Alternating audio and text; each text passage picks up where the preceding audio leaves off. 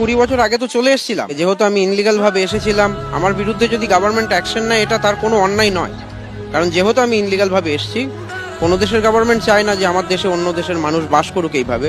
রয়ে তো গিয়েছিলাম, কিন্তু আইনত এটা অপরাধ। এবং এসআইআর বা এনআরসি যেটাই করুন না কেন, আমি তো বলবো এটা অন্যায় নয়, এটা করা উচিত। দেখুন, ইনি একজন সৎ প্রতিবন্ধী মানুষ। ইনার চোখ না থাকা সত্ত্বেও ইনি কিন্তু সব কিছু দেখতে পাচ্ছে, ইনি সব কিছু বুঝতে পারছে। ইনি বলছে এসআইআর হওয়াটা সঠিক, অথচ তোলামূলের কিছু হাফগান্ডু লোক তারা কিছুই বুঝতে পারছে না। আর তার থেকে বড় কথা, যে চোরের রানী আছে না, উনি এসআইআরের জন্য সবাইকে আতঙ্ক ধরাচ্ছে। বলছি, যেটা আইনগত সেটাকে নিয়ে ফালতু ফালতু কেয়াস তৈরি করছেন কেন? সবাইকে ভয় দেখাচ্ছেন কেন? আর বলছি, আপনি নিজেই তো এতগুলো বিওলোকে আপনিই দিয়েছেন, তো কোথায় তো আপনি তো আটকাতে পারলেন না, তাহলে এসআইআর নিয়ে এত আতঙ্ক ধরাচ্ছেন কেন?